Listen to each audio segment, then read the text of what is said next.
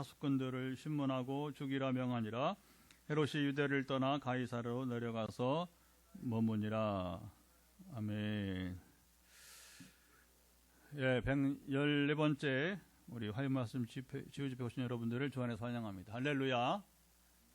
예, 오늘도 이제 또 현장에서 또 가정에서 우리가 한 마음으로 나아갑니다. 예, 우리의 이 시간은 정말 소중하고 아무 때 아무 데에서나 누릴 수 없는 것입니다. 물론 복음은 지금 이제 아주 편만하게 전파되었고 뭐 교회가 없는 곳이 없잖아요. 우리도 대한민국은 더 그렇고요. 농촌 지역에 가도 뭐 거의 어떤 면 단위에도 몇 개의 교회가 있어서 우리 개척 초기에 우리 경북 봉화군의 소천면이라고 하는 한 면에 5개의 교회가 이렇게 연합으로 부흥회를 한 적이 있어요. 한 면 단위에 5개 교회가. 참 대한민국은 여러 가지로 하나님의 은혜를 이미 충분히 받은 나라가 아니겠습니까? 할렐루야. 하지만 우리가 이제 성경을 우리가 읽고 설교를 하고 뭐 우리가 뭐 은혜를 받고 이렇게 한다고 하지만 우리의 주어진 도전은 저에게도 마찬가지고, 저도 2010년 이전에는 이성주의자. 그래서 성경을 지식, 신목사의 장점이 지식이 아니냐. 옛날에 이제 우리 친구들이 그런데 이제 2010년 이후로 지식만 아니다는 거죠. 말씀만 아니라고 하는 겁니다. 성령이 함께 하셔야 되는 것입니다. 그래서 이걸 빨리 깨닫고 실행한 사람들이 의미가 있는 거예요. 저도 옛날에 이제 정말 오카노 목사님 참 존경했어요. 그리고 한국교회의 새 교회 운동을 잘 하신 분 가운데 한 분이, 물론 교회도 사랑의 교회라고 하는 대공동체로, 그러나 본인은 원치 않았다고 그래요. 그렇게 수만 명이 모이는 교회가 되기를 원치 않았다. 인원이 늘수록 오히려 고민하고, 왜냐하면 질이 떨어지니까. 그래서 오늘도 우리가 여러분 그 교회가 후임자가 와서 얼마나 질이 떨어졌는지를 우리가 좀 비참한 얘기지만 잘 알지 않습니까? 근데 이제 늘 오 목사님 존경하면서 나중에 제가 깨달은 것은,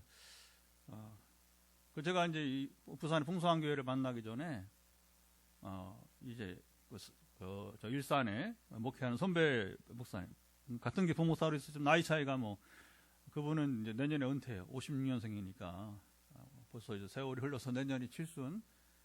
올해가 우리 나이 70이고 내년에 이제 71세, 만으로 70에 이제 은퇴 지금 준비를 하시는데, 이분 가끔씩 통화하면 이제 어디 가 있냐면 부산에.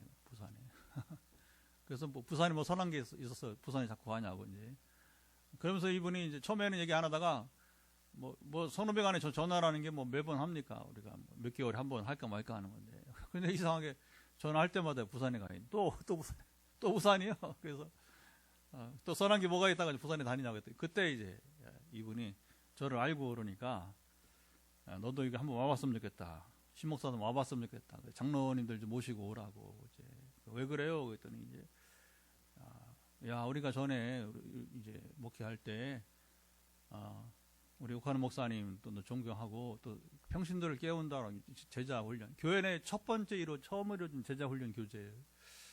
저도 그걸 사용하고 훈련 받고 안성 사랑교회 수양관에 가서 그것도 실행되고 좋아요. 공부하기 얼마나 좋은지 몰라요. 그렇게 뭐 다 준비해 놓고 그냥 목회자가 또 이렇게 인도하기도 쉽고 이렇게 한데, 또 책도 같이 읽고, 도서 목록에 따라 같이 책 읽고, 또 이렇게 독후감도 쓰고 나누고 이런 게 참 좋았어요. 또 저한테 맞고, 저한테 공부를 주로 하면서 성장기를 보냈으니까.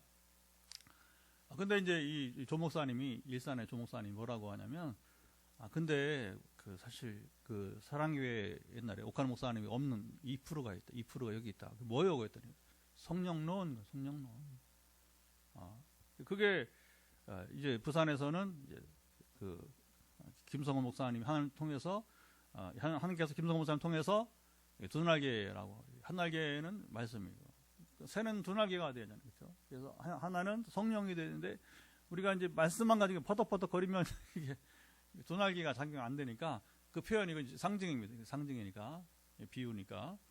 그래서 이곳에 오니까 이제 그 제자 훈련도 하고, 그리고 또 성령의 나타나심 임해서 이제 신목사도 한번 이제 이곳에 와봐서 경험을 하라 이렇게 소개하고, 거기는 이제 이런 사역을 안 해요. 지금은 일반 전통교회 돌아가서, 그리고서 이제 지금 은퇴 준비하시는데, 저는 16년째 말씀과 성령이 두 날개인 것을, 또 저는 또 하나님이 더 늘었어요. 두 날개가 요 자리에서 이제 김성 목사님이 재작년이죠. 벌써 또 이제 여기 와서 이제 이분이 이제 설교하다가 제가 이제 우리 교회는 말씀과 성령의 두 날개, 그다음 신학과 성령의 두 날개, 신학과 성령도 하나이다.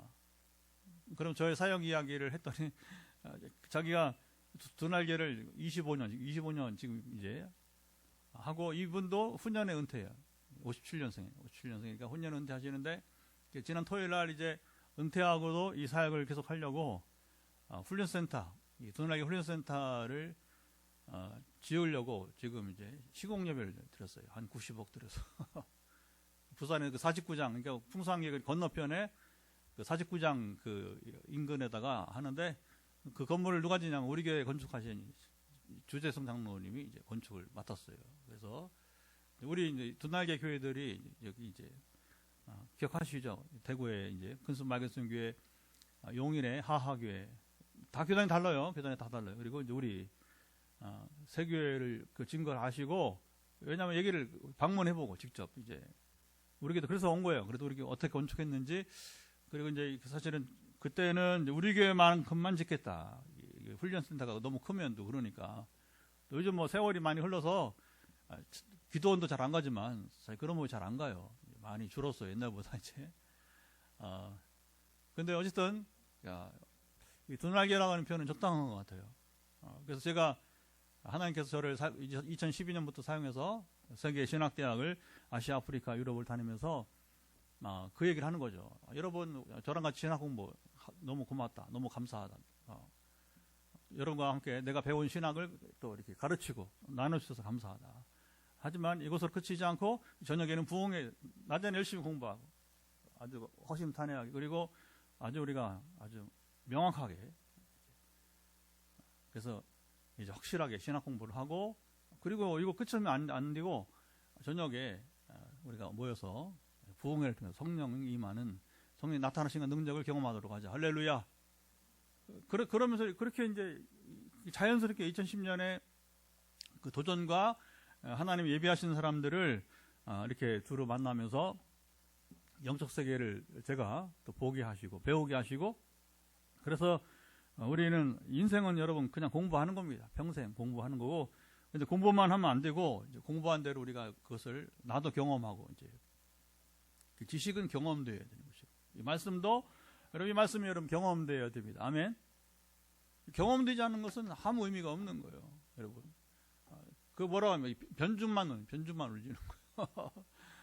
우리가 소탈하게 말하면 그냥 여러분 뭐 그냥 알기만 하면 뭐 변준만 울리는, 아무 소용이 없는 거예요.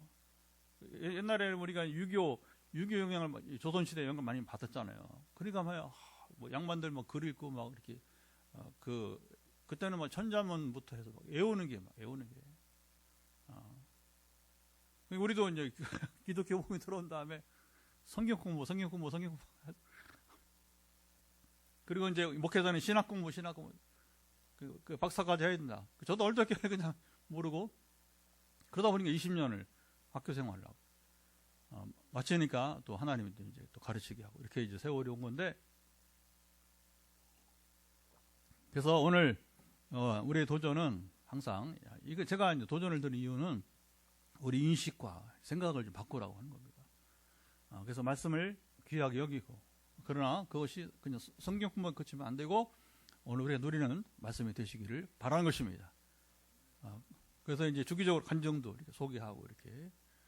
그래서 지난주에는 전에는 지금 30살 될 청년의 어머니가 아들에서 기도해서 나왔는데 암이 났고, 또 이제 취직도 하고, 그래서 이 은혜를 어떻게 갚을고 하면서 엄마 권사님이 얘기해요. 다음 주에 우리 교회 한번 오신대요. 그래서 이제 같이 하나님 베푸시고 은혜를 나누고 이제 이렇게 또 이렇게 교제도 하게 될 텐데, 지난주에는 또 우리 교회 정말 감사한 것은 현장엔 소수지만 물론 뭐 우리 전체적으로 소그룹입니다. 지금은 8가정이 지금 영상으로 함께 하는데, 그래서 지금 시간이 안 돼서 못하는 분은 뒤에 다른 시간을 이용해서 하고, 그래서 기도 시간도 지금은 이제 뭐 전에는 화요일에 왕창 있다가 지금 이제 화요일에 못하면 또 수요일도 하고 이렇게 해서 어쨌든 본인대로 또 해외도 시간이 달라서 이렇게 그 시간에 따라서 이렇게 맞춰서 오늘 밤 11시에는 또 인도네시아 한 자매, 여긴 통역을 해요. 영어가 안 되니까. 그래서 현지인 기도도 다시 이제 또 재개가 오늘 선교사님이 이제 우리 변성희 선교사님이 이제 신학 교수지만 거기서 또 관리하는 현지인이 또 있어요. 그래서 목사님 저보다 급한 사람이 또 있습니다. 그래서 또 이제 또 프랑스에 우리 전에 순회사에 갔다 왔던 김원경 선교사 남편 목사님이 프랑스 목사님, 저기 심장 판막 수술을 해야 되는데 전에도 이제 기도해서 하나님이 또 위기를 넘기겠는데 지금 뭐 이제 의사가 그 프랑스 리옹이 이제 프랑스의 이제 되게 세 번째 도시가 돼요. 그래서 대도시입니다. 대도시. 그래서 그 프랑스에서 아주 그 심장 쪽에 아주 전문의들이 괜찮은가 봐요. 그래서 이제 또 기도 요청이 왔어요. 그래서 이제 거기도 화요일과 금요일에 새벽 기도하기 전에 4시 50분경에 전화를 해달래요. 이건 시차가 나니까 맞춰서 해야 되다 보니까 하나님은 여러분 이제 이렇게 우리가 살아가니까 하나님이 마음을 열고, 그래서 우리가 이 메시지나 우리가 이 사역에 함께 하려면 두 가지가 열려야 돼요. 두 가지. 하나는 마음이 열려야 되고, 두 번째는 영적 세계 여러분이 문을 열어야 됩니다. 아멘. 그 마음이 열리지 않거나 두 번째 영적 세계에 대해서 문을 열지 않으면 우리에게 와도 은혜가 안 돼요. 그리고 뭐 도대체 어렵다고 하고 이제 간단합니다. 그래서 그러면 그 대중적인 목회를 하는 게 아니라 우리가 지금은 이제 대중적 목회는 사람들을 모이게 하는, 사람들을 불러 모으는 그런 교회인데, 애시당초 하나님 그렇게 그런 방식이 아니고 복음 본질을 쫓아가는 교회가 되도록 그렇게 우리 교회를 세우셨기 때문에 저도 알아요. 그 애로사항을 좀 이제 대중성 있는 사람들을 모으게, 그런 사람 모아서 뭐하게 이제 제가 이제 36년째 목회를 하다 보니까 큰 의미를 못 느끼겠어요, 거기에 대해서. 그리고 또 반대하고, 또 이제 사람들 많아지면 그냥 목사님 우리 좀 수준 있게 높시다 하면서 이제 그런 거 하지 말고 치유나 이런 거 사용하지 말고 여러분 어떤 게 수준이 높은 거예요? 어떤 게 좀 기가 막혀요. 제가 이게 언어 생활, 이 기독교 안에서 이렇게 교회 안에서 언어를 보면 정말 여러분 이 땅을 치고도 정말 한심해가지고 저것들을 어떻게 깨닫게 해야 되는가, 어떻게 저것들 깨닫게 해야 되는가 할 정도로 여러분 굉장히 좀 한심한 일들이 너무너무 많은 거예요. 저도 그랬으니까 옛날에 신대원 1학년 때 이제 지금 뭐 세월이 오래 갔어요. 신대원 1학년 1991년도에 있으니까 생각해 보세요. 지금 세월이 많이 흘렀어요. 그때 막 이제 우리 신학대학원에 장신대 신학대학원 부흥에 왔던 그 양평에 수양관에서 이제 수련하는데 또 우리 고향에서 청주에서 잘 몰랐어요. 왜냐하면 떠난 지는 오래됐고, 근데 이제 제가 고향을 떠난 다음에 오시는지 이름도 안 잊어버려요. 그때 충격이 있어요. 정삼수 목사라고 하는 분이 그 청주가 지금은 포항보다 더 큽니다. 한 80만. 그 도청시도 지고 막 시골 사람들이 다 그 도청시에 몰려오다 보니까 여기 경북은 뭐 충북보다 인구가 훨씬 많지만 포항이 제일 큰데, 대구가 광역시가 되면서 그죠? 포항이 제일 크지만 뭐 한 50만. 근데 이제 뭐 이제 대전이 뭐 옛날에는 포항이 대전과 비슷했어요. 근데 지금 포항은 제가 보니까 이 포스코 중심으로 너무 한계가 있다 보니까 성장하지 뭐 도시기 성장에서는 대전은 그 사이 150만이에요. 150만. 광역시가 되고 막 이렇게. 근데 어쨌든 그 정 목사님이 와서 부흥회라는데 청주에서 여러분 그 당시에는 포항이 더 많았어요. 인구가 청주보다 3,000명 이상 모이는 대교회를 이룬 거예요. 우리 교단인데 그 왜 이렇게 부흥하는가 궁금했는데 그때 와서 막 이제 제가 하는 것처럼 얘기하는 거예요. 지금 제가 하는 얘기처럼 그래서 후배들에게 여러분 성령의 능력을 입으라 하면서 이제 그러니까 막 이게 그게 사건이 됐어. 어떻게 됐냐면 밀물 선물 나누듯이 싹 나눠져 가지고서 거기 좋아한다고 앞자리로 확 밀려가고 그거 싫은 사람들은 뭐냐면 뒤로 밀려나면서 중간에 이렇게 빈 공간이 생기면서 우리 막 뒤에서 막 이렇게 팔짱 끼고서 저런 목사가 나와서 우리를 뭘로 보고 이렇게 정말 부끄러웠던 시작입니다. 근데 제가 지금 여러분 이런 집회를 하거나 그리고 아까 말했지만 막 신학교 가서 강의만 하지 않고 막 부흥회하고 그러면 도대체 내가 왜 이렇게 됐는가. 이게 정상이라는 거예요. 뭐 정상 비정상 얘기를 하는 게 아니라 이게 여러분 성경대로 말하면 이제 왜 이렇게 돼버리는가. 세상이 왜 이렇게 됐느냐. 간단합니다. 헬라 철학이라는 게 그리스 철학이죠. 아시아는 중국 철학이고 서양은 헬라 철학인데 신학이라는 건 신학이 뭐 중국 철학과는 맞지 않아요. 그렇죠? 근데 헬라 철학과 이 짝짝꿍이 잘 맞았어요. 신학을 얻기에는 헬라 철학이 좋았어요. 근데 문제는 헬라 철학은 사실은 이제 이 히브리 문화하고 많이 달라요. 성경 문화하고 좀 다르요. 근데 학문적인 옷을 입기는 좋았는데 문제는 이 근본이 달라, 근본이. 그래서 헬라 철학은 이분법이라고, 이분법. 이원론. 항상 두 쪽을 나눠. 그래서 사람도 영혼과 그 다음에 육신으로 나누고. 그래서 영혼은 귀하고 육신은 더럽고. 뭐.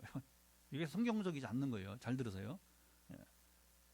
그러니까 막 이제 우리 신앙도 막 이렇게 나눠. 학문과 그 다음에 성령을 나눠. 아까 말한 것처럼 거꾸로 말씀과 성령이 원래 하나인데 이걸 쪼개서 나눠 놓고 그러면서 이제 성령은 싹 사라져 버리고 이성이 고귀하고 그 다음에 뭐 학문이 뭐 이렇게 뭐 아까 말한 제가 신학대학 1학년 때 건방 교만을처럼 뭐 우리를 뭘로 보고 우리 뭘로 보긴 뭘로 봐.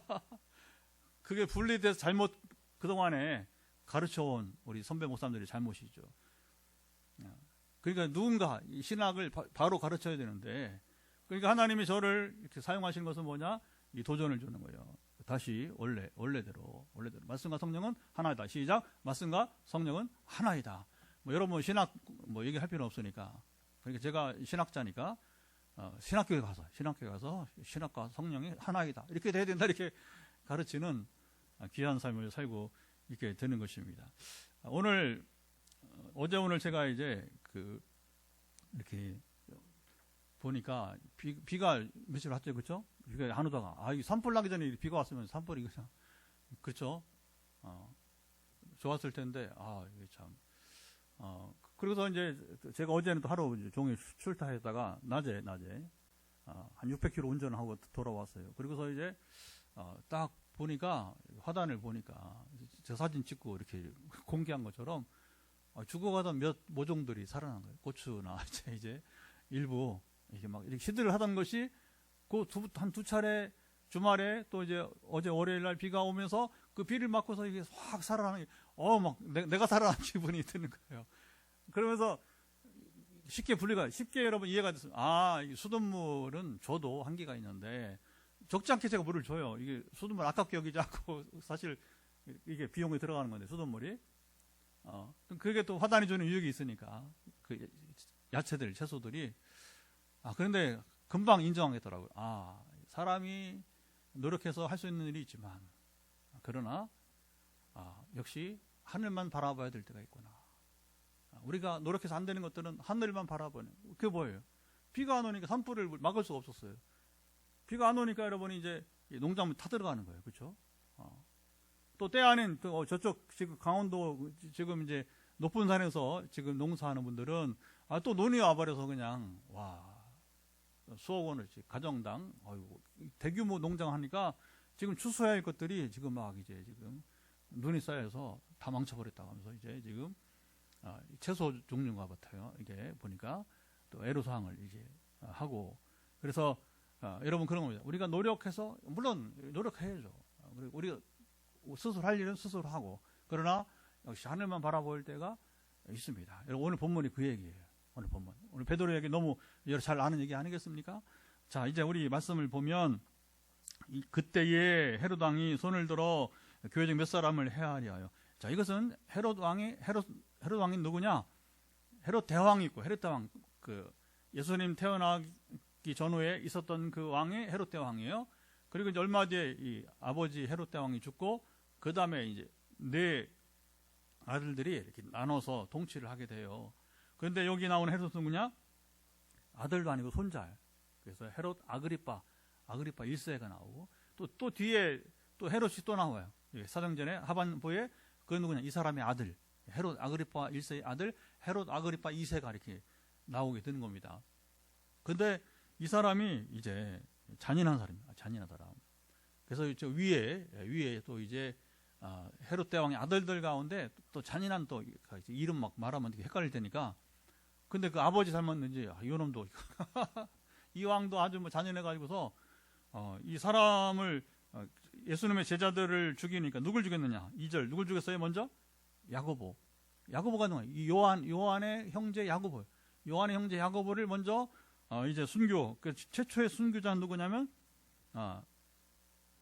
그 여기 여러분 그 앞에 물론 이제 우리 스데반의 죽음이 나오는데 사도들 중에서 처음 죽은 순교자는 바로 야고보예요. 요한의 형제 야고보가 순교를 하고 그 다음에 3절을 한번 읽어보겠습니다. 3절 한번 읽어보면 참 기가 막힌 얘기가 나옵니다. 한번 읽어봅니다. 시작. 유대인들이 이 일을 기뻐하는 것을 보고 베드로도 잡으려 할세 때는 무기절 기간이라. 자, 이 정치인은요, 자, 이 무서운 겁니다. 생명 이런 거 귀하게 여기지 않아. 여러분 참 무서운 얘기입니다 이게. 그리고 이 사람들이 옛날에 지금이나 마찬가지고 터키 뉴스 보면 기가 막혀요. 이 현 대통령이 지금 옛날 박정희 대통령처럼 몇 년을 지금 통치했는지 지금 젊어서부터 지금 나이 들어서까지 그리고 이제 계속 해먹으려고 하다 보니까 그러니까 누군가 여러분 이제 우리는 서울시가 제일 크잖아요, 그죠? 거기는 어디가 제일 커요? 이스탄불시가 제일 커요. 그래서 이스탄불 시장이 되면 근데 본인도 지금 현 대통령도 처음에 순수한 통치를 시작했겠죠. 그래서 이스탄불 시장 하면서 이 사람 학력이 좀 부족한 사람이에요. 근데 이제 그 터키 법을 바꿔서 뭐냐면 대통령이 되려면 몰라 누구를 견제하려고 하는 거지만 아주 학력이 높아야 된다 이렇게 한 거예요. 그리고 지금 거꾸로 뭐냐면 문제가 된 자기 자신이 문제가 된 자기 자신이. 그리고서 지금 그 현 이스탄불 시장이 막 이렇게 너무너무 잘하니까 인기가 좋으니까 이 사람을 샥 감옥에 가둬놓고 물론 이제 명목을 부시겠죠. 명목을. 참 어렵습니다. 잔인한 사람. 뭐 터키 경제 개발이 얼마나 됐는지 모르지만 그 중요한 게 아니라 이 사람 자기 장기 집권 때문에 죽어간 사람들 또 지금 감옥에 1,400명이 지금 감옥에 갇혀 있다고. 1,400명이. 근데 여기 보면 누구냐면 이 사람이 헤롯 아그리파 1세도 그런 사람이에요. 이 사람 대중정치. 그러니까 인기를 차지할 수 있다면 뭐 사도들 생명 상관없어요. 그래서 이제 야고보 죽이고 나니까 재미가 있네. 와, 자기 인기가 막 이제 유대인들 좋아하니까. 여러분 자보세요. 대중정치라든가 대중이란 말이 들어가는 것은 좋은 게 아니란 말입니다. 교회가 대중들이 많이 모인다. 그게 겉으로 보기에는 여러분 이걸 제가 들으니까 목사님 왜 대형교회를 비판하냐 하는데 그렇게 말하면 안 되는 거예요. 그런 말은 안 돼요. 잘 들어야 돼요. 이거 뭐 사람의 여러 말은 의중을 갖고 잘 들어야 되는 거죠. 제가 대형교회 비판하는 게 아니에요. 병든 대형교회를 말하는 것이고 그것이 별로 유익이 없다는 것은 우리가 이미 학습해서 배워온 결과라고 하는 거예요. 여러분들이 저에 대해서 그렇게 오해하지 마시고 다만 그런 그 문제성에 대해서 이야기하는 것이지 제가 대형교회를 뭐 비판할 뭐 자격이 있어요. 뭘 제가 뭐 잘났다고 여러분 대형교회를 비판하겠어요. 그러나 우리가 아픈 것은 아픈 것이고 여러분 병든 건 병든 것이고 그러니까 병든 것은 고쳐야 되니까 수술을 해야 되고 이걸 안 하려고 하니까 선지자가 필요한 거고 선지자의 말을 안 들으면 이제 할 수 없죠. 멸망하는 거죠. 그렇죠? 그렇게 이제 뭐 추락의 길로 갈 수밖에 없는 상황들이 되는 것입니다. 그래서 여기 헤롯 왕이 뭐냐? 이게 정말 잔인한 사람이에요. 그래서 야고보 죽이니까 재미가 있단 말이에요. 그러니까 이제 뭐냐? 수제자, 예수님의 제자 대표인 베드로마저 죽이려고 했다고 하게 되는 거죠. 상황 배경이 이렇게 흘러가게 됩니다. 그런데 이제 이게 무서운 겁니다. 오늘 제가 화해 말씀 치유 집회하면서 처음으로 천사라는 말을 주제로 세웠어요. 그래서 이제 하나님께서 그 감옥에 있는 베드로 가운데 누굴 보냈냐. 자, 7절을 한번 읽어보도록 하겠습니다. 자, 7절을 크게 읽어봅니다. 시작. 호련히 주의 사자가 나타나며 옥중에 광채가 빛나며 또 베드로의 옆구리를 쳐 깨워 이르되 급히 일어나라 하니 쇠사슬이 그 손에서 벗어지더라. 자, 호련히는 갑자기, 서든니, 갑자기.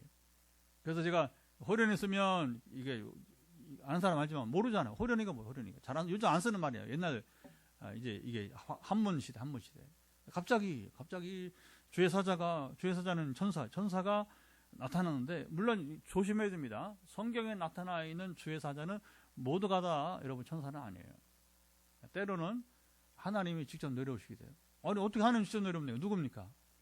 바로 육신을 입고 오셨던 예수님이 구약시대에도 말씀하시는 분으로. 이게 중요합니다. 원래 예수님은 요한복음 1장 태초에 말씀이 계시니라. 그가 하나님과 함께 계셔. 그는 하나님이시라. 그 말씀이 로고스인데 그 말씀이 누구입니까? 바로 예수 그리스도. 그 말씀이 육신이 되어서 이제 이렇게 이해를 해야 되는 겁니다. 기본적인 것들이니까. 말씀이 육신이 되어서.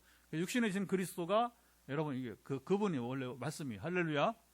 네. 그래서 구약 성경에 여호와의 사자라고 나왔는데 이렇게 뭐 사람들하고 얘기도 하고 이렇게. 그래서 이제 어디에 그러면 그 예수님이 나타났는가? 아브라함 때에 이제 전사들이 셋이 나타나요. 처음에 셋이 주의 사자가. 그리고서 한 분만 남고 두 명은 소돔 고모라를 멸망시키려고 떠납니다. 이 둘이 천사예요. 둘이 천사. 그리고 아브라함과 대화하면서 아브라함이 중보 기도를 이제 했던 분이 누구냐? 바로 그 여호와의 사자가 바로 그리스도를 말씀하시는 분입니다. 쉽게 오늘 할 수 있어요. 그래서 이제 그 사람의 모양으로 왔으니까 때로는 문자적으로 세 사람이 이렇게 표현하기도 하고, 그렇죠? 세 사람 또는 여호와의 사자로 표현해서 하기도 하고, 또 누가 이제 그 예수님이냐 구약 성경에 보면 이제 기도원에게 나타났던 여호와의 사자, 이런 분들이 이제 바로 이제 일반 천사가 아니라 그리스도로 우리가 보기에 신학적으로 그렇게 해석을 합니다. 그렇게 이제 그 정도 이해하시고요. 그래서 모두가 다 천사는 아니고 가끔 그렇게 이제 특이하게도 그렇게 이제 예수님이 직접 사람의 모습으로 구약 시대에도 이미 그러니까 뭐 실제 육신의 몸을 입으신 것은 마리아를 통해서 이제 육신의 몸을 입으신 것이지만, 그러나 하나님의 사자 천사처럼 나타나신 것은 이제 구약 시대도 몇 차례 있었다. 몇 차례 성경에 보면 몇 차례. 그러나 뭐 실제로 몇 차례인지 알 수 없어요. 그러나 기록에 의해서 성경 기록된 말씀을 우리가 분석을 해보면 그렇게 이제 우리가 헤아릴 수 있게 되는 것입니다. 그러나 오늘 본문에서는 예수님이 아니에요. 천사가 나타나서 여기 이제 재밌습니다. 베드로의 어디를 쳤다고 했습니까? 옆구리를 이렇게, 그러니까 요거로 상상을 해보세요. 요걸로 베드로의 옆구리를 쳐가지고 베드로 일어나. 자, 그러면 오늘 본문이 여러분 보여주는 게 여러분 쉽게 이해할 수 있습니다. 쉽게. 지금 베드로가 이제 탈옥을 해야 살아요. 그렇죠? 안 그러면 죽는 거예요. 감옥에 그대로 있으면 죽는 겁니다. 근데 하나님 천사를 왜 보냈어요? 베드로를 살려고. 아직 베드로 죽을 때가 안 됐단 말이야. 그러니까 임명은 제천이라고, 우리가 임명 제천은 하나님께서 허락하셔야 우리 죽는 겁니다. 그때까지 스스로 죽으면 안 돼요. 근데 많은 사람들이 한국의 제일 큰 병이 뭔지 아세요? 지금 대사회적 제일 문제가 뭔지 아세요? 근데 이걸 문제를 안 삼어. 큰일이에요. 그러니까 더 뭐냐면 이 자살자들이 증가하는데. 제가 가끔 얘기하잖아요. 미국의 인구는 실제 미국 땅에 거주하는 인구는 남한의 10배가 돼요. 우리가 5천만이면 남한에 미국에 실제 거주하는 인구가, 거기 방문객들 여러분 거기 또 알죠? 시민권 없는 영주권자들 뿐만 아니라 또 거기에 체류할 수 없는데, 우리 알죠? 우리도 이제 동남아나 아프리카에서 와서 여기 그냥 거주한 사람들 뭐라고 그래요? 불법 체류자. 불법 체류자들 합하면 얼마 되느냐? 그게 한 5억 될 거예요, 아마. 5억. 땅이 워낙 크니까 아마 헤아릴 수 없을 겁니다, 아마. 그런데 우리보다 10배가 많은 나라에서 총기 사고로 1년에 죽는 사람이 뭐냐? 우리 자살자보다 여러분 적어요. 근데 우리는 미국 총기 사건 나면 우리는 뉴스로 보니까 우리는 뭐예요? 자살자들을 다 공개하지 않잖아요. 언론에 공개하지 않잖아요. 그러니까 우리는 평안하다, 우리 안전하다. 누가 안전하다고 그래요, 이 나라가? 절대 안 그래. 심각성을 몰라요. 아니, 미국보다 인구가 10분의 1도 안 되는 나라가 여러분 총으로 죽는 사람보다 자살한 사람이 많다고 하는데 실제 그 비교인 거야. 비교해서 봤을 때에 그러면 우리가 뭐예요? 미국 사람 총기로 죽는 사람보다 우리가 10배가 넘다는 거예요. 비율을 보면 비율 10배가 넘다는 거예요. 인구는 10배가 적은데 여러분 실제 자살로 죽는 사람들은 미국의 총기로 죽는 사람보다 10배가 넘으니까 이게 뭐 실제로 하면 이게 100배가 넘는 거예요. 어떻게 이렇게 봐야 되나?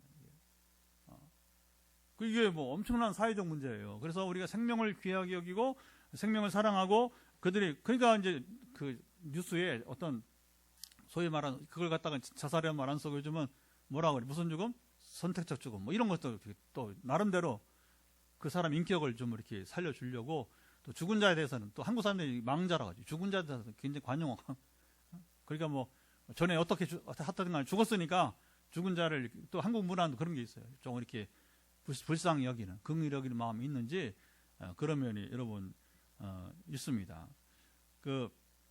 여기 이게 중요한 거예요. 왜 베드로가 죽게 내버려두지 않고 천사를 보내서 살리시는가? 하나님이 아직 그를 살리려고 하는 거예요.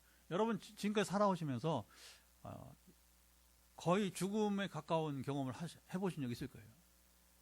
욥처럼 때로는 병들어서 때로는 교통사고에 실제로 부딪히지 않았지만 조건사님처럼 전에 터널에서 잘 기억 안 나지 않지만 터널에서 교통사고로 그러나 하나님이 전혀 다치지 않고 전혀 아니지만 그래도 뭐 지금 상태로 있을 만큼의 건강을 주셔서 할렐루야.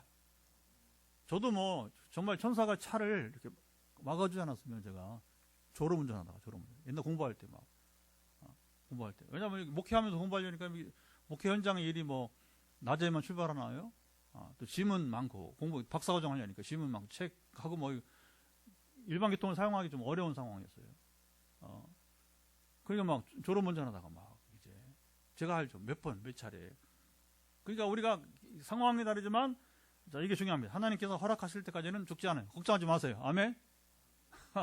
질병이든 교통사고든 여러분 어떤 상황이든 선교지에서 여러분 보면 야 지금도요 얼마나 어려운 상황들이 많은지 몰라요. 선교사님들 상황들이. 근데 거기서 평생을 살고 일한 거면 정말 제가 선교지 방문하면서 정말 더욱 존경스러워. 저는 뭐 가끔씩 가는 거지만 거기서 거의 1년 내내 하여튼 기육하지 않으면 거기서 살아야 되니까 그 여러 어려운 상황 속에서 살아가는. 근데 뭐냐 그들이 안전하게 그러니까 대부분 이제 그 아시아 아프리카 특별히 열대 지방을 중심으로 하는 가난하고 더운 나라에 사는 사람들은 제가 아는 선교사 100%가 그 열대병에 걸려. 말라리아 뭐 이런 거 있죠. 말라리아 뭐 이런 그 풍토병에 걸려서 서너 번 이상 고생해보지 않은 사람 없어요. 우리 전에 왔었던 여러분 브라질에 우리 저기 정글에서 그 브라질 아마존에 전도하는 사모님 있잖아요. 목사님 사모님. 그 사모님은 지금 뭐 아주 뭐 너무 힘들어요. 잘 회복될 수 있도록 기도해 주시기 바랍니다.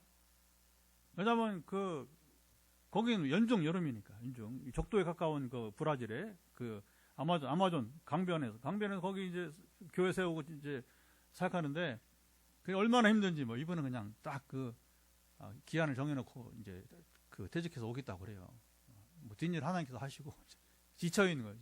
그 더운 지역에서 얼마나 얼마나 보통 일이 아니에요. 그래도 하나님께서 사용하실 때까지 베드로만 아니라 이렇게 오늘날 선교사들도 마찬가지로 여러분이 이제 저도 마찬가지고 저도 머리 수술했지만 사용하시려고 미리 알게 하시고 증상 넘는데 미리 알게 하시고 최고 의사를 만나서 아무 증상 없이 마치고 지금 이제 이제 5개월 됐어요. 그래서 다음 달에 5월 12일 날 6개월 만에 수술하고 6개월 만에 마지막이 될지 모르겠습니다. 약은 다 먹었어요. 약은 더 먹지 말아요.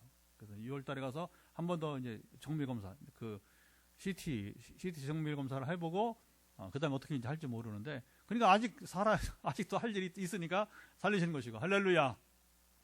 이게 베드로만 해당되는 건 아니고 광범위하게 여기에 해당이 되는 것이다. 그런데 이제 여기 천사가 와서 베드로를 구출하기는 하는데 그 순서를 보면 첫째 옆구리를 쳐서 깨운다. 여러분 뭐 기왕에 그냥 조용히 업고 나오면 되지. 그냥 안고 나오면 되지. 안 해요. 그렇게 안 해요. 이걸 잘 봐요. 이게 우리 생각에는 그냥 공간 이동해가지고 그냥 그냥 아무도 모르게 베드로 그냥 천사가 안고 나오면 될 것 같다가 왜 옆구리를 쳐가지고 깨워서 그 다음에 자 보시죠. 8절 읽어보겠습니다. 시작. 천사가 이르되 띠를 띠고 신을 신으라 하거늘 베드로가 그대로 하니 천사가 또 이르되 겉옷을 입고 따라오라. 여러분 손도 안 잡아줘요. 왜? 어린애요? 베드로 어린애 아니에요. 이미 결혼한 기혼자예요. 기혼자. 아내가 있단 말이에요. 아내가 있는 사람이에요. 그리고 최고 나이 많은 제자 중에 제자가 되는 것이고요. 그러니까 베드로가 스스로 할 수 있는 일은 띠를 띠라. 이게 벨트를 매라. 그리고 신발을 신으라. 신발 안 신겨줘. 하민이가 아니란 말이에요. 하민이 같이. 하민이도 벌써 세돌 지난 얘도 웬만하면 지가 신발 신어. 그러나 이제 좀 더디고 그러면 이제 저도 이제 같이 이제 얘랑 놀다가 이제 같이 이제 신발도 신기고 하지만 하나님이 여러분 신발 신기지 않아. 또 겉옷을 자 입고 따라오라. 겉옷을 입혀주잖아요. 자 저는요 이게 그냥 지금 이제 7절 8절의 말씀 보면서 특히 치유 사역에 적용할 때에 금방 알겠더라고요. 금방. 그래서 하나님이 고치시면 여기 베드로 그냥 안아서 업어서 그냥 확 공간 이동 해 나오면 끝날 걸 왜 이렇게 옆구리를 치고 그 다음에 신발을 신고 띠를 띠고 그 다음에 이제 겉옷 입고 따라와 이렇게 얘기하는가. 간단합니다. 여러분 우리가 이 땅에 사는 동안 우리가 할 일은 우리가 해야 되는 거예요.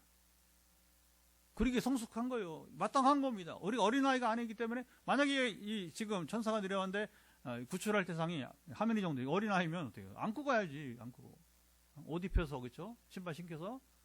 그러나 베드로는 이미 성인인 사람이 절대 그런 거 아니에요. 그러니까 하나님과 교제할 때에 우리가 기도할 때 잡으세요.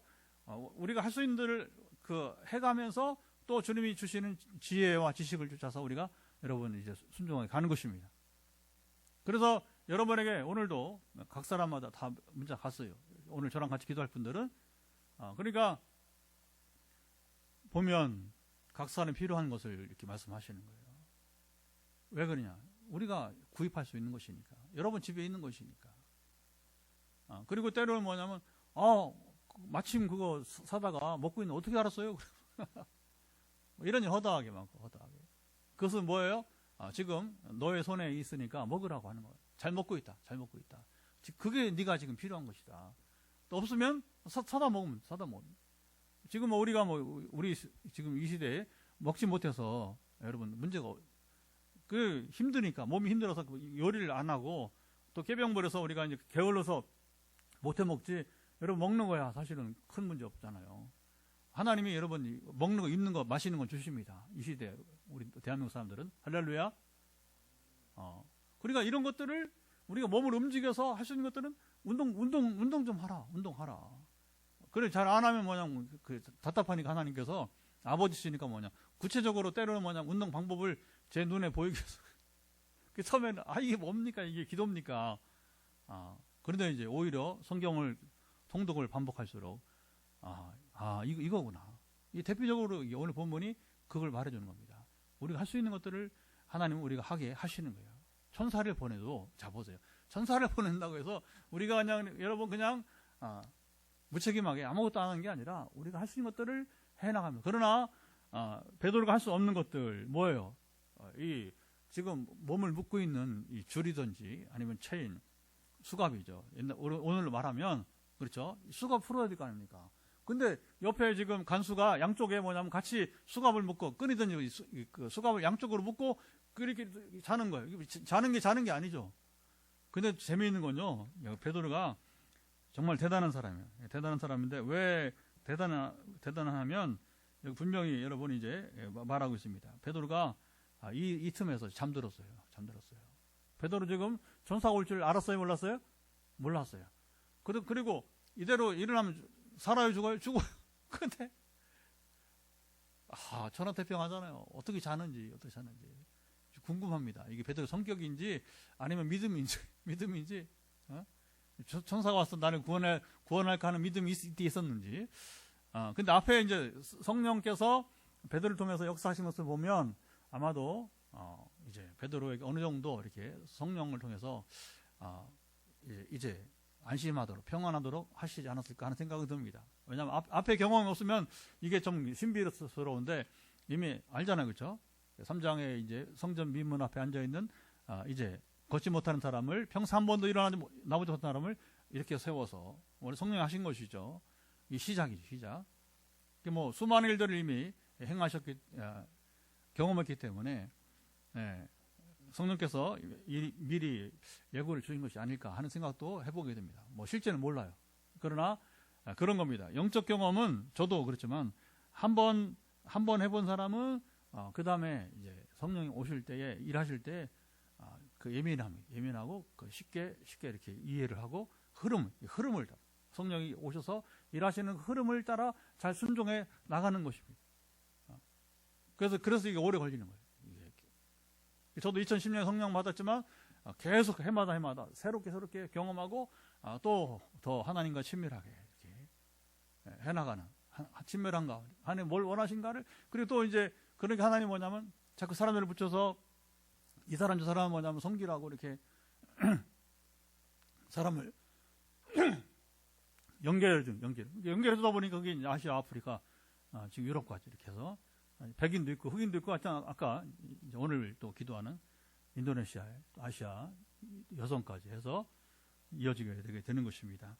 그래서 여러분 이거 생각을 해야 돼요. 내가 할 수 있는 걸 뭘 말씀하냐? 아니에요. 내가 할 수 있는데 내가 안 하니까 이것 좀 하라 저것 좀 하라 이렇게 말씀하시는 것이고 그리고 여기 전사도 이제 깨워주고 이것저것 하라고 이렇게 지시를 하는 거고 그러나 베드로 못하는 것 그렇죠? 지금 이제 묶여있는 걸 풀어야 되는 거 그 다음에 문을 열어야 돼요. 지금 보면 여기 세 번에 여러분 이제 여기 자 10절을 읽어보죠. 자, 세 번에 지금 통과할 곳이 있습니다. 시작. 이에 첫째와 둘째 파수를 지나 시내로 동안 세 문에 이르니 문이 저절로 열리는지라 나와서 한 거리를 지나매 천사가 곧 떠나지라. 예, 그래서 첫째 파수와 둘째 파수는 뭐예요? 이제 감옥으로 나오는 나오는 길이 이렇게 통과를 해야 된다는 것이고 세 번에 여러분 이제 감시, 소위 말하면 이제 그 교도소에 이제 감옥의 간수들이 세 군데 지키고 있는데 그걸 통과해야 되는데 뭐예요? 천사가 그들로 잠들게 하고 그리고 자동문처럼 열리게 하신 거예요.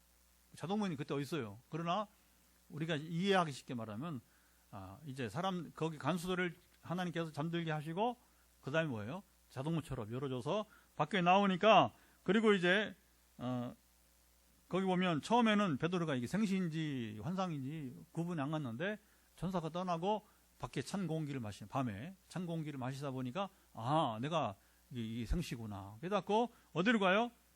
이제 다른 제자들이 모여 있는 곳으로 가게 되는데 자 12절에 또 말합니다. 같이 읽어봅니다. 시작. 깨닫고 마가라 하는 요한의 어머니 마리아의 집에 가니 여러 사람이 거기에 모여 기도하고 있더라. 제자들이 있는 은신처. 그러나 오늘 우리는 너무 잘 알고 있어요. 이곳이 이제 소위 마가의 다락방. 사실은 정확히 말하면 마가의 다락방이 아니라 마가의 어머니. 소유는 마가의 것이 아니라 아들이니까 이제 그렇게 부른 거겠지만 정확히 말하면 마가의 어머니. 근데 마가의 아버지 얘기는 안 나와요. 그게 이 아버지 돌아가셨는지. 그런데 마가의 어머니가 성지순례 가면 예루살렘에 가면 이 집에 들어가 봐요. 자, 이 집에 들어가 보는데 가보면 이게 무슨 뭐 공회당이야 무슨 교회야 할 정도로 아니면 무슨 호텔이야 할 정도로 굉장히 커요. 그러니까 자 보세요. 한국식으로 다락방 하면 120명이 들어갈 수 있어요 없어요? 어림없이 못 들어가죠. 그러니까 이게 번역상에 이제 문제가 되는 거예요. 번역상에.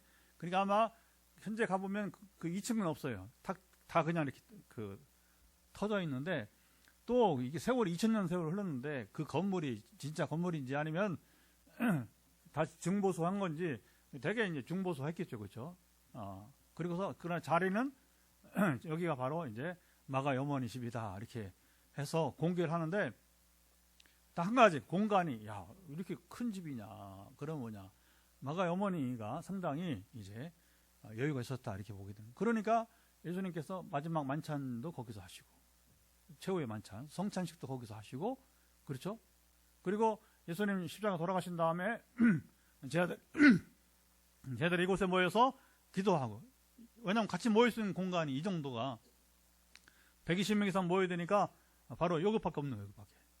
그리고 또 아직도 이제 지금 베드로가 옥에 갇혀 있을 때에 교회는 그를 위해서 간절하게 중보하고, 참 멋있는 모습이 나옵니다. 여러분, 이게 교회예요. 이게 교회. 정말 일치 단결해가지고 한 마음으로 이제 지도자를 상실할 위기에 있으니까, 그래서 이제 그들의 왜 일이 있었느냐 했을 때에 이게 또 중요한 거죠. 하나님은 아직 베드로를 살리려고 살리신 것이지만, 그러나 보면 또 이제 교회가 기도했다는 것입니다. 그래서 우리는 그런 거예요. 교회는 교회대로 기도하고 하나님은 하나님들이 역사하시고 일하시고, 그 당사자는 베드로는 또 이렇게 은혜를 입어서 살아나오고, 왜 앞으로도 할 일이 많이 있으니까. 할렐루야. 이게 성경의 이야기인데, 자, 이제 우리의 관심 뭐냐? 이게 과거의 역사 이야기가 아니라 오늘 우리 이야기가 돼야 돼요. 그런데 여기 뒤에 보면 이제 그 마가의 어머니 집에 들어가서 재미있는 일이 일어나게 되죠. 왜냐하면 그 로데라고 하는 여자아이가 누가 문을 두드리니까 나와서 문을 열어줘야 되는데, 얼굴은 베드로인데, 그런데 베드로 얼굴을 모르는 게 아니라 베드로가 지금 감옥에 있어야 되는데 여기에 와 있으니까 천사로 이제 여기게 된다 하는 거죠. 그래서 그 안에 있던 제자들도 믿지 못하고, 그러면 네가 봤으면 베드로는 진짜 베드로 아니라 그 다음에 이제 천사일 거다 이렇게 이제 생각을 하게 되고, 그러나 결국에 16절 베드로가 문 두드리를 그치지 아니하고, 그러니까 계속 문을 두드리니까 이건 천사가 아니라, 천사는 그냥 들어오면 되지 뭐 거기서 있겠어요. 그래서 그러니까 이제 바로 문을 열어주고 만나고 또 교제를 하고, 이제 그리고 이제 베드로는 떠나고, 그리고 애꿎게 여기 이제 간수들만 죽임을 당하고 이렇게 말씀 맞추고 있는 것입니다.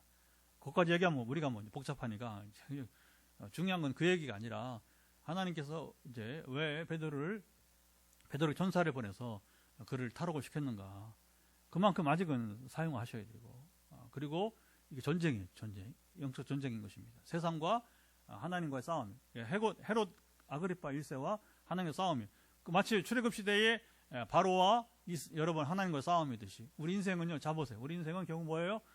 우리와, 바울이 정확히 말해서 에베소 6장 보면 정확히 말해서 우리의 싸움은 혈과 육, 그러니까 사람을 상대해서 싸우는 것이 아니고 결국 뭐예요? 하늘의 영들 나오죠. 악한 영들, 다시 말해서 사탄의 권세와 싸움이 되는 것입니다. 여러분, 하나님을 대적하는 것은 우리를 대적하는 거, 우리를 대적하는 하나님을 대적하는 것이니까 누가 우리를 대적합니까? 성령이? 아니, 성령은 천사를 보내서 우리를 도우시는 분이시고. 할렐루야. 사탄은 뭐냐? 하나님 나라를 무너뜨리려고, 우리를 여러분이 이제 생명을 빼앗아 가려고 하는 이제 자이기 때문에 항상 부정적으로 역사하고, 이렇게 교회를 무너뜨리고 가정을 깨뜨리고, 이제 막 이렇게 아까 말 자살하게 하고, 막 살인을 하게 하고, 막 자기의 정권을 위해서 막 살인을 하게, 그거 뭐 여러분 아무 양심의 가책이 없어요. 거기에 대해서 그거 뭐 기대할 바가 못 되는 거예요. 그 악인들은 절대로 그걸 기대할 바가 못 되는 거예요. 무엇으로도 변명할 수 없는 말들이 되게 되는 것이고요. 그래서 오늘 본문 결론은 교회의 기도는 이렇게 하는 겁니다. 하나님은 이렇게 역사하시지만 우리는 하나님, 여러분 이 당시에 초대교회가 하나님이 이렇게 했다고 몰라. 나중에 이제 베드로 만나서 얘기 들어보니까 이제 그 이야기가 지금도 성경에 실려 있고, 또 그들이 이해했지만 그 모르잖아. 그럼 모르면 뭐합니까? 교회는 기도하는 거예요. 그래서 거꾸로 우리가 이렇게 결론을 맺을 수 있습니다. 교회의 기도는 결코 헛되지 않다 하는 것입니다. 그래서 죽음을 앞둔 베드로를 위해서 끊임없이 기도했을 때 하나님은 그 기도 응답을 하시고, 하나님의 능력은 바로 사람의 통제를 벗어날 수 있다. 이게 초자연적인 능력이, 슈퍼네이처라는 일들이 있다고 하는 것이죠. 그래서 오늘도 이 화요 말씀 치유 집회니까 이 슈퍼네이처, 그러니까 초자연적인 것들이 일어나는데 왜 일이, 우리 지난주에 우리 신입사님 간증 것 같이, 그래서 이제 3살째 앞에 권사님은 30살 된 아들을 위해서, 우리 또 이번에 지난 간증한 우리 집사님은 이제 만 3돌, 우리는 4살 된 아이를 위해서. 그러니까 상관없어요, 여러분. 어머니의 기도는 3살이든 아들이 3살이든 30살 관계없이 여러분 그 중심을 보시고 응답하시는 주님이신 것입니다. 이게 이제 중요한 간증들이었던 것이죠. 그래서 하나님의 초능력은, 초자연적인 능력은 철저한 감시, 무장한 병사들 2중 3중 문을 걸어 잠궈도 여러분 하나님의 능력 안에서는 여러분 무너지게 되는 것입니다.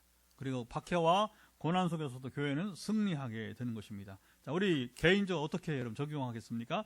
베드로를 살리시고 교회를 보호하시는 하나님은 잘 들으세요. 지금 내가 갇혀 있다고 느끼는 상황, 내가 갇혀 있다 느끼는 상황, 그게 뭐예요? 건강이든지 재정이든지 아니면 여러분 관계, 특별히 많은 분들이 직장에서의 관계,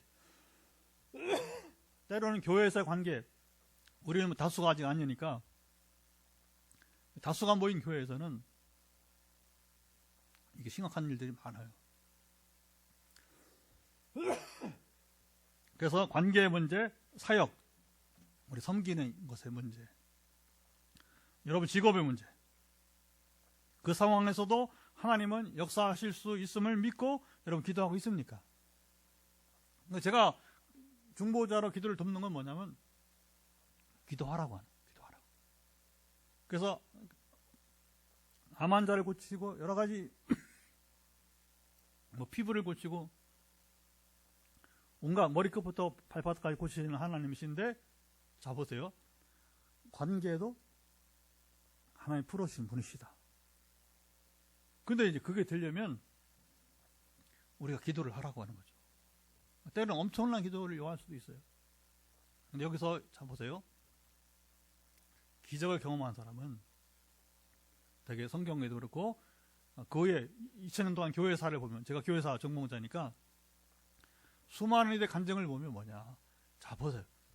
포기하지 않고 뭐냐면 하나님은 변화시킬 수 있다는 사실을 믿음으로 기다리는 자에게 여러분 역사 일어나는 거예요.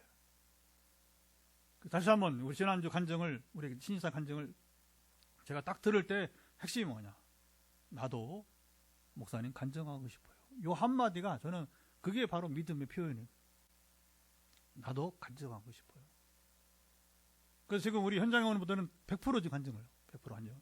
왜냐, 그동안 신사님 반주를 하지만 본인이 간증이 없었는데, 우리 최근에 온 인성영제까지 여기 현장에 오는 분들은 어쨌든 100% 간증을 하고 있는데, 그래서 이제 안전사님이 오랜만에 왔는데 우리 안전사님이 간증자가 됐으면 좋겠습니다. 아멘. 오랜만에 현장에 왔으니까 이거 하라고 있는 거니까 이거 하라고. 이게 중요한 거예요. 그러면 누가 기도하느냐? 나도 간증을 하고 싶어요는 엄마가 아들의 그냥 병원만 가는 게 아니야. 요즘 젊은 엄마들은 뭐 다 그냥 병원만 가는 거지, 그렇지? 그럼 누가 뭐 이렇게 뭐 간증하고 싶어요, 뭐 이런 얘기야. 일단 섬나라 얘기고 이제 먼 나라 얘기고, 나랑 상관없는 거의 대부분 이렇게 살아요 지금 보면. 근데 하나님은 지금도 이런 사람을 찾고 있다고 하는 거죠. 그래서 나도 기적을 경험하고 싶어요. 이게 믿음. 그래서 지난주에 성령이 임하면 권능을 받고 증인이 되는, 그 증인 되잖아요. 바로 증인 되잖아요, 그렇죠? 그러니까 막 이제 그 변화를, 사진도 봤잖아요. 변화를 보니까 목사님 제가 간증할 수 있나요? 이렇게 물어보는. 당연하죠. 열려 있는 우리 교회는 그 열려 있는 곳이니까 다른 교회 하면 그 간증 못 하게 해요. 그런 걸 뭐 간증하냐고 하고. 제가 많이 당해봤습니다. 성령님 막 일하시는, 역사하시는데 목사님 간증은 그냥 뭐 그걸 나타내야 될, 이해를 못해요. 본인들이 뭐냐면 그걸 이제 그 세계를 인정하지 않으니까 자꾸 뭐 그런 얘기하면 이상하게 오히려 오해를 하고, 그러니까 갇혀 사는 거죠. 그냥 우물한 개구리처럼 그냥 그렇게 살아가는 거예요. 그리고 여러분들은 적어도 현장에 와서 예배드리고 지금 아직 영상에 남아서 예배드리는 분들 보면 이제 그래도 여러분들이 지금 이제 믿음 가운데서 이제 낙심하지 않고 지금 여러분 함께 하는 것이 아니겠습니까? 할렐루야. 그래서 이제 이게 이제 우리 마지막 결론이죠. 그래서 은혜를 누리는 자는, 하나의 역사하시면 하나님 나라를 누리는 자는 누구냐? 오늘 베드로의 경우를 보면서 오늘 저도입니다. 오늘 저도 입니다 하면서 여러분 기도하시고, 특별히 이제 오늘 그 기도할 때에 오늘 예고 보신 적 있죠? 하나님 고치지 못할 것이 없으시지만 오늘은 무언가에 쫓겨 사는 이가 평안을 찾기를. 오랫동안 좀 이렇게 쫓기는 삶을 사는 사람이 있는 것 같아요. 그래서 이제 그 쫓겨온 삶 속에서 되게 뭐냐면 이 불안해요. 평안을 잃고, 그래서 하나님께서 이런 분에게 은혜를 베풀어 주셔서 간절히 바라기는 이제 평안을 찾을 수 있기를, 실제 평안을 찾을 수 있기를 축복합니다. 예. 자, 이제 오늘 말씀을 따라서 우리가 먼저 기도하고 그다음에 선포 기도하도록 하겠습니다. 하나님, 오늘 말씀을 보았는데 이제 말씀을 나눈 대로 그렇습니다. 내가 할 수 없는 것도 있습니다. 할 수 있는 것들은 부지런히 또 행하게 하시고, 그래서 우리가 또 중보기도 할 때에 저를 통해서도 말씀하시는 일들이 많이 있으니까 그거 하나하나 다 따르시고 그러니까 이걸 무시하지 않고 따르는 사람들은 역사가 일어나는 거예요. 변화가 일어나기 시작하는, 증상이 나타나기 시작하는 것이고, 그리고 더불어 우리가 할 수 없는 것들을 하나님 행하시는, 그 간증이 대신하는 것이고, 또 베드로 이야기가 대신하는 것이니까, 여러분 이것이 이제 과거의 이야기가 아니라 오늘 나의 이야기대로 간절하게 기도하는 지금 이제 먼저 기도하도록. 하나님 아버지, 감사합니다. 이 시간 기도할 때에 사랑하시며 함께 하시고, 주여 이 시간 우리가 마음을 다하여 기도할 때에 우리 기도를 들으시고 역사하시기를 소망하며 주님 기도합니다. 현장에 또 10가정이 지금 아버지 이제 영상 가운데 예배를 드리면서 지금 하나님께 지금 도우심을 청하고 있사오니 강건하사 지켜주시기를 원하며, 이미 우리가 시작부터 끝까지 지금 어떤 의도를 가지고 어떻게 우리가 이제 무슨 마음으로 하나님께 나아가는지 주님이 하신 건데 싸우니, 이 마음에 주님 이 배에 우리가 다 올라타게 해주시고 같은 말 같은 마음으로 나갈 때에 하나님 역사하시고 인도하소서.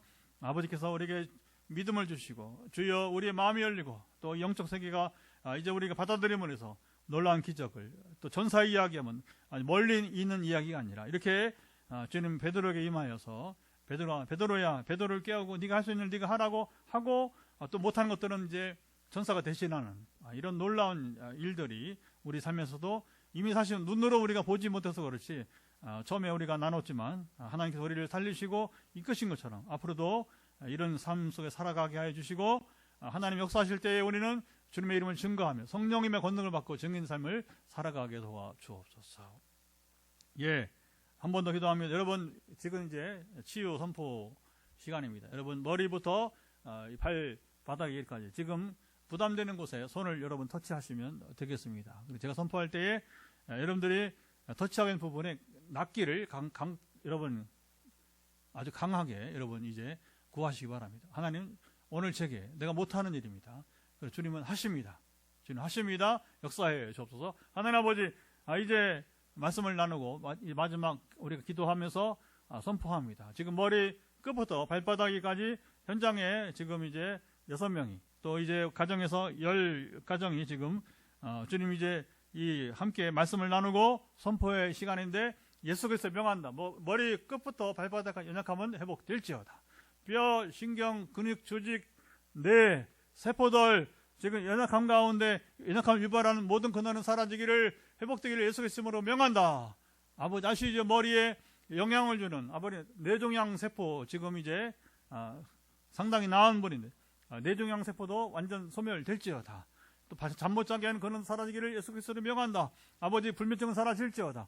또 더불어 파킨슨의 근원이 뇌로부터 시작된 우리 인도네시아 선교사님 완전 회복이 따르기를 예수 그리스도 이름으로 명한다. 하나님 통치가 임하사 주님 눈에 몇 분들이 아직도 이제 전에 한 분이 나왔는데 안구 건조증이 회복된 것을 예수 그리스도 선포합니다.